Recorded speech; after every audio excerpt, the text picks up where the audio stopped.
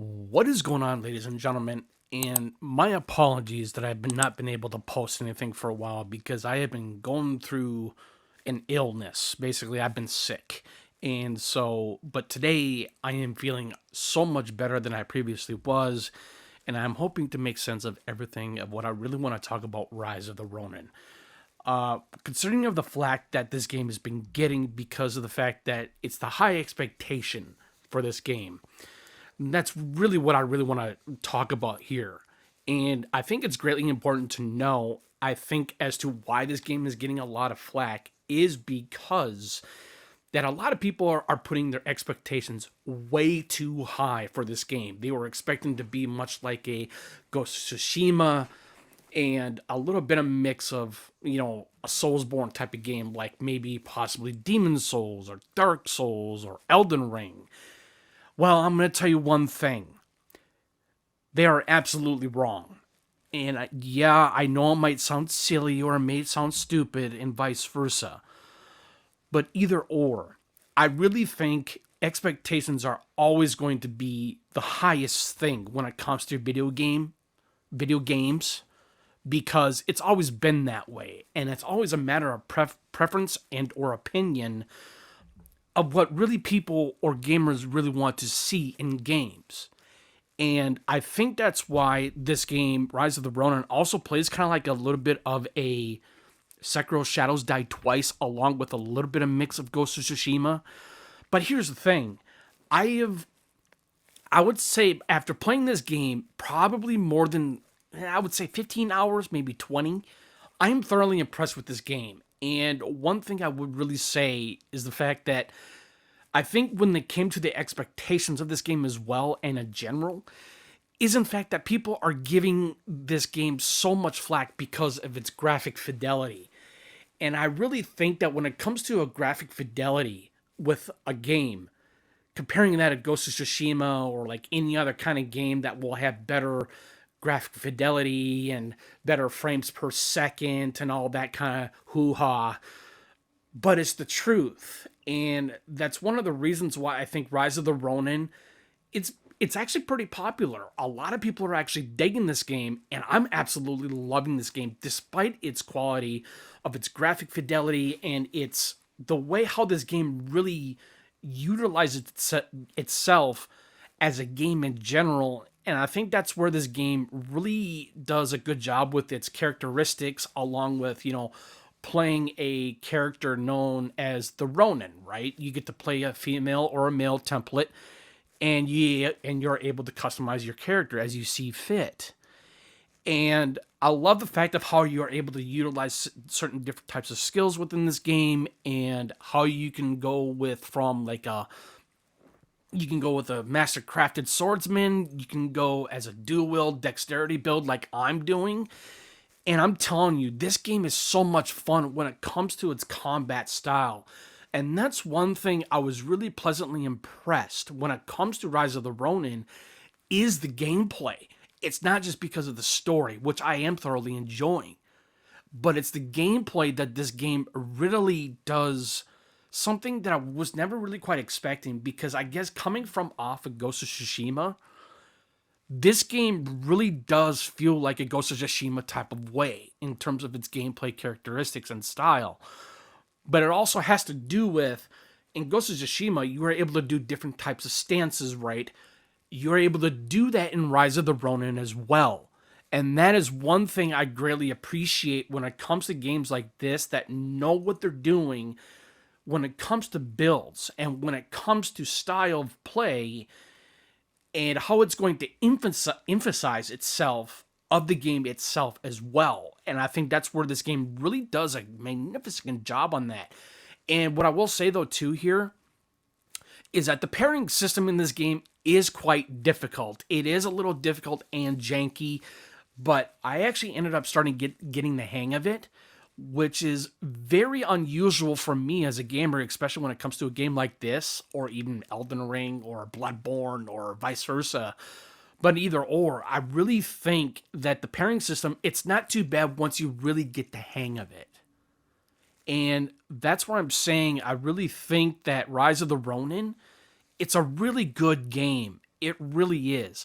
I think a lot of people are downgrading this game, as I previously mentioned, because of its visual fidelity and its graphic fidelity as well. But what I'm saying is that whether if you're playing on a 4K TV or a 1080p TV like I am, I'm still having a blast with this game. And so all I can say is this, is that I think that people are just giving this game too much dissatisfaction and not realizing that we are in a gaming society to where we don't understand what we don't always feel like that we think that we might understand something. Let me rephrase that. I'm sorry. What I'm saying is that, other than this game being very disliked from a lot of people because of that high expectation, and that is what's wrong with the gaming community. I know it sounds unusual coming from me, but it's true. This is the reason why when it comes to the gaming community or the gaming industry, as professionals or amateurs or noobs, much like myself, I just really think that we need to really give these developers credit that make these types of games for us, and to understand that the reason why they did what they did with this game is because I really don't think that they were trying to go with the visual or graphic fidelity on this game. Yes, it does look pretty. I actually think that this game does look pretty freaking pretty and gorgeous in some areas, if the frames per second wasn't going down so much. I have noticed that quite a few times while playing this game. But other than that, this game for me though, in my personal opinion, has been really good. And so that's what I'm saying. I think that's where I actually blame not just for myself, but I actually blame the game consumers, much like other gamers, because like I said, it's the expectations. I think putting high expectations on a game, and then when the game initially comes out, you're freaking bashing it. You're saying, oh, this is nothing compared to what we wanted from like Ghost of Tsushima, because it's like, what I'm saying is that comparing this to Ghost of Tsushima is a little bit of a in denial, if you think about it. Because when it came to Ghost of Tsushima, that game was nothing but graphically amazing, along with its interpretations of its combat styles and being able to use the combat styles and everything else in combat scenarios. And you're able to do that within Rise of the Ronin as well. But that's why I think when it came to Team Ninja, because I have played a little bit of Neo 1 and Neo 2, as I previously mentioned in my previous video on this game before this game even initially came out. And that's what I'm saying. I just really think, yeah, you might think that, well, what gives you the right to call out the gaming community and saying it's our fault? Well, honestly, it is. I'm sorry to say it. But I just really think that it's not just our fault, really, even though it could be 100%. I just really think that what I'm saying is, to get to the point, as I previously mentioned, I know I intend to repeat myself, but this is why I say high expectations on a game that's not even out yet. And when it comes out, your expectations are still too high. And yet you still did, and that's the reason why you didn't lower them, because you were expecting way too much for this game. That is why this game is not I understand that this game is not doing very well in terms from the gaming community in certain preference or ideas or opinions. Be that as it may, it's just that, I'm just saying that I really think that all of us as the gaming community and as gamers as a whole, like I said, we need to understand we have to give these developers credit. I know it's a little bit far-fetched. I know it might be hard to hear the truth, but that's the way how I'm seeing it, and that's the way how I'm perceiving it as well. And that is why I really wanted to make this video, is because I really think when it comes to anything, whether if it's high expectations or whether if it's a game that you don't really quite understand until the game actually finally comes out, And then when you get your hands on it, you're like, well, what the fuck, right? It's like, what are you really trying to? And this is the expectations I have for a game like Rise of the Ronin. It's like, what the hell? What the hell just happened here? That's pretty much what the idea is. But like I said, that's just my personal opinion, of course. It's just that I just think that it's stupid. I think it's silly, and overall, I just think it's like you just got to think of it that games are going to be games. Whether if they have amazing visual and graphic fidelity with amazing combat and its uniqueness of styles and how you're going to utilize all that.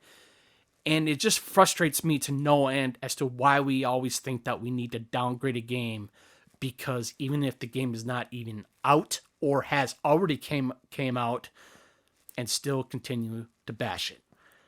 So all I can say is this. Is that, do I still think that Rise of the Ronin is an amazing game? Abso-freaking-lutely. I'm not saying I don't adore this game. I absolutely love this game. I think this game still holds to its gameplay style, to its structure, and being able to look around in an open world and finding stuff, finding the cats, finding shrines and getting karma points, or bringing some of your karma into points and everything, and being able to utilize those points into your skill trees. And that's what's really cool about this game, though, too. And so I think is that this game, to me, provides a sense of direction. And what I mean by that, I love the direction that this game is going. I love the way how it just utilizes a very unique way of telling a unique story. I always like when games have a unique story to them and being able to provide and understand what's going on. But other than exploring its open world, it's the story itself. And that's where this game really does. It does a really good job. I like I said, I love everything of what Rise of the Ronin does. I really think that this game will be an underrated gem for most people. And I do believe that this game could be a highly ranked game for most people as well. So I believe it's like a little bit of a 50-50 thing. But that's just my own personal opinion, of course. But I want to talk about the open world of this game, because that's where I didn't really touch base on this game as well. Is that the open world is vast. I mean, like I said, you can be able to find shrines and get points from that. You can get points from bringing your karma to different types of banners and being able to turn those karma points into actual skill points for your skill trees, no matter what build that you're doing. And that's another thing what I really love about this game, though, too, because I think that when it came to Ghost of Tsushima, while Ghost of Tsushima does represent of that type of similarity of its convictions, but Rise of the Ronin is very much more deep and detail when it comes to its skill adjustment, or when it comes to its build sets that you can do in this game. And that is why I think that this game is absolutely phenomenal in that type of way, because I have never seen a game like this that is so well intricate. Much like The Witcher 3, The Wild Hunt. That's another game I actually really fulfilled of being very greatly appreciated when it came to that game in general, too, because it wasn't because of its story. It was because of how the whole entire game was able to utilize to its core mechanics and gameplay style, and being able to utilize magic. And I think that's what The Witcher 3 really did excel at. It excelled in a lot of things that I absolutely loved about that game, and I'm still trying to plan on finishing that game as well. But overall, I want to go back to this game, Rise of the Ronin, because I really think that this game, it's still absolutely amazing. Like I said, I don't recall how many hours I put in. I'm sure it's pretty close to 30 hours. I could be wrong. But other than that, like I said, I'm just having so much fun with this game. And I think that's where this game really does shine. There's a lot of fun factor involved. I really do really do believe that, because most of the games I've actually played in many years, I always shun them off, because I never really got into games much like this game before. And that's what I'm saying. I think today's gaming is, I wouldn't say it's getting stale, but it's getting. I mean, it's still getting highly popular, obviously, and we're getting more games this year, and I'm hoping to see what games that we will be getting from maybe possibly from Microsoft or Xbox.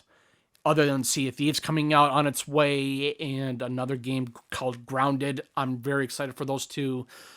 But other than that, I think Rise of the Ronin, it's I just think that it's going to be one of those games to where it's going to do what I want it to do, and I think it exceeded at that. Like I said, it's the fun factor. And going around just in the open world, finding stuff that you never really thought you would find. Like I previously mentioned, you can find fugitives and get some rewards out of that. And I love the risk and reward system in this game. It's one of the best I've seen in most games, much like Rise of the Ronin. And I think that's where this game really does an excellent job on that, though, too. One thing I actually would really like to put in here, though, too, is the grappling hook. The grappling hook and the glider are the two best top things I have ever loved in a video game like this game before. Because I think when it came to The Legend of Zelda Breath of the Wild on the Nintendo Switch, or even Tears of the Kingdom, I might add, is that there's a lot of fun factor in those games, though, too, because it's an open world exploration type of game. And that's where I feel like that, I did get a little bit of Breath of the Wild vibes in this game, too, because of the glider. And it's awesome. I think there's so much fun in that, and being able to just like look at the sights and find some unique stuff maybe off in the distance which you really couldn't find or haven't discovered yet. But that's a whole new story.